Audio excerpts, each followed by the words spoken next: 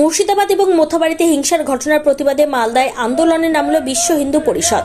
আন্দোলনের অঙ্গ হিসেবে শনিবার বিকেলে মালদা শহরের ফোয়ারা মোড়ে বিক্ষোভ ও প্রতিবাদ সভার আয়োজন করা হলো সংগঠনের পক্ষ থেকে।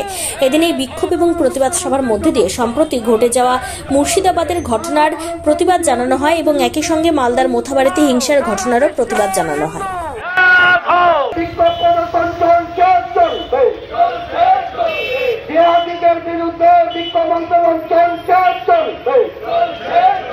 শুক্রবার মানে এই শুক্রবার সেরে আগের শুক্রবারে ধুলিয়ানে, তার আগে আমরা দেখেছি মোথাবাড়িতে জেহাদিরা যারা বিভিন্নভাবে হিন্দুদের উপরে ওয়াকফের নামে বিনা কারণে যেভাবে আক্রমণ নামিয়ে আনছে।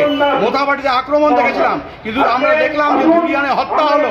আমরা দেখলাম সেখানে হত্যা হলো নির্মমভাবে, আর তার সন্তানকে সেখানে দলগত কোনো ব্যাপার নাই, সেখানে একমাত্র ব্যাপার হিন্দুদেরকে হত্যা করা হচ্ছে। আর এই জেহাদিরা চাইছে বিচ্ছিন্নভাবে এইভাবে দেশটাকে সন্ত্রাসে মুড়ে দিতে এবং এই দেশকে বিভাজন করতে। আজকে কি সেই বিভাজনের বিরুদ্ধে আজকে